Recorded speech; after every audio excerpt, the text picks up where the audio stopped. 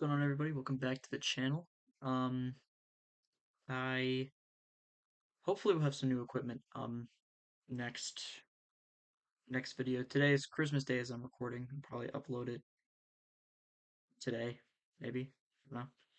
I got a new mic, so hopefully I'll be able to use that in future videos. But for now, you're gonna have to um be okay with the regular mic that I have, just the one on my laptop. Today I reviewed Memento, which I was spelling wrong the whole time, but that's okay. It was good. It was good. It messed with my brain a little bit. I can't lie to you.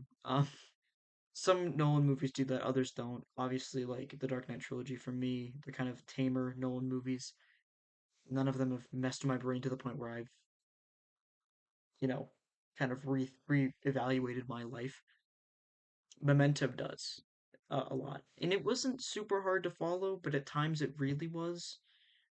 I like the idea of it being shot in, out of chronological order, but I wasn't thinking about much about the movie. So to critique it, it's going to be a little difficult because I can't go into my normal spiel about, oh, the acting was good, or the directing was like, I can't just be like, I can't talk about it as a movie. I have to talk about the plot because the plot was that intriguing that it's not just like you have to really delve into it. It's very, very, very confusing.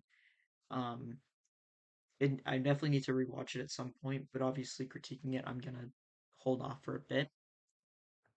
I think there's not a lot I can say about the movie itself. I think that it's incredibly entertaining. I think that some things I really didn't like about it was its small amounts of ambiguity. It's not completely ambiguous. You know what happens, but they at the end they do a whole lot of storytelling in a couple of minutes. It's a little rushed. I think that's not the intention. I think it's meant to come as a shock to you, and I knew there was going to be a big reveal. But I'm confused about too many things, and maybe there are things I'd pick up in a rewatch. But here's the thing: you can't make a movie expecting people to rewatch it, right? From someone who has watched tons of movies, you cannot expect someone to just rewatch your movie willingly. Now, you might want to entice them to do that, throw in a couple of things, but it should be manageable to understand in the first watch through. I didn't grab everything. So I don't know. My personal theory, the one I'm working with, I haven't looked at any analysis of the movie. I will after this. Is that he faked the whole thing? That it's all happening in his head. Essentially, the "it's all a dream" phenomenon. It might as well be. I don't see it as having any other sort of meaning. There's too much stuff that happens at the end. I think he's playing into this fantasy that he's created for himself, and he has been from the very start. And that he's leaving these trails for him to keep his mind occupied. I don't think his wife's even dead. You know, there's too much stuff there. That being said, I don't have a lot more thoughts on the movie. Like I said, I think the ending was a little too strong. It was actually too good in a way, and I don't know how to critique it other than that. Um, the performances were incredible. I really liked the little filler details that the movie gave you. It wasn't in complete reverse chronological order. It was sort of in a loose reverse chronological order. I thought that was a really, really nice touch. Um, I don't know. I'm stunned. It's like an initial reaction. You're getting my initial reaction right now. I just got off watching the movie.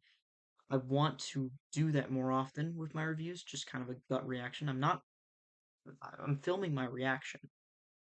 I don't know how else to put the way that I felt about the movie, but there's definitely issues. Like I said, I think the ending's a little too much at too quick of a time. Space it out. Maybe my brain is fragile, I can only take so much, but I tend to think that I am smart. I don't know if someone who's not smart would be able to pick up everything, and I feel like part of being a director is making your movies accessible to as many people as possible, right? some people are not going to waste their time with this movie, and they're going to get confused and they're going to give up. And I'm happy I didn't, because it's not a movie that is incredibly complex, at least surface level. But I'm gonna keep thinking about this movie for a while to try to really understand what happened. I don't have many other thoughts. Um, just that this movie is good.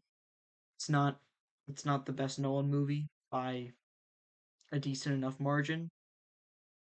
I personally would give it about an 8 out of 10, 4 out of 5 stars. I think that's fair. I could see people giving it higher than that. I can't really see anyone getting lower than that unless they did not finish the movie. It's my opinion. I think that this is one of those rare movies that I actually think Nolan could have made a sequel out of, and I don't think he did. But just continuing the plot, you could do this a couple more times and not have it be stale.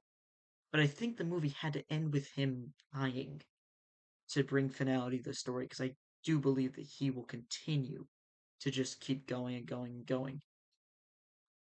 And I could picture right now a sequel to this movie that ends with his death. You know, it doesn't have to be anything major, right? It could just be another movie, but something that continues the story and ends with him dying.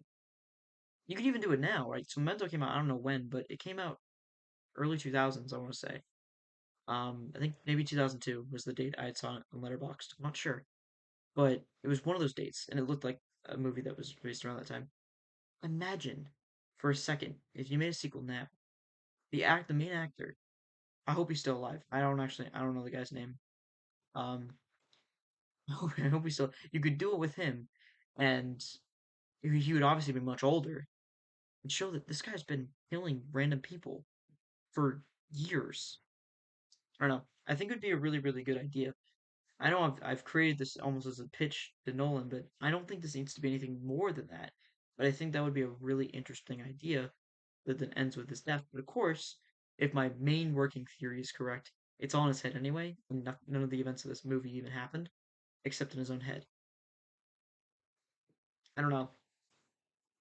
I don't know. And the fact that Sammy was him, that was a it wasn't a twist I saw coming, but when I heard it, I was like, oh, that makes sense. Some of Nolan's twists, like I said in The Prestige, like I had that twist down like at the start of the movie almost. Um, maybe not then, but I would say probably about a quarter of the way through, I knew that twist was happening. Exactly, word for word, what ends up happening.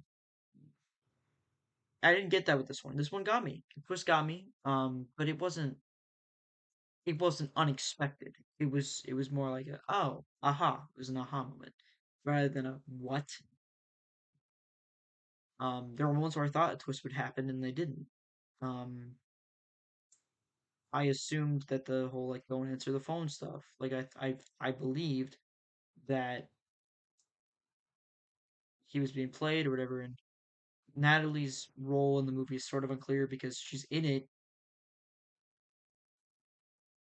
and then isn't in it and screws around with him and stuff. But she doesn't play enough of a major role past that. Is her only goal to kill this guy? It doesn't fully make sense, but it's hard to fully tell. I mean, I guess it's because he decides he's going to kill John G. But then I guess that kind of proves he's not faking it because if he made the game for himself, I don't. Ah. Anyway, I would give it an 8. I don't know. There's things you could do that's better. There's things you could do that would have made the movie better. But oh my god, my brain is running at like a mile a minute.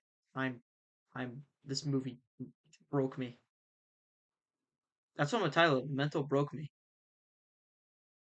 All right, peace. Love you all. Bye bye.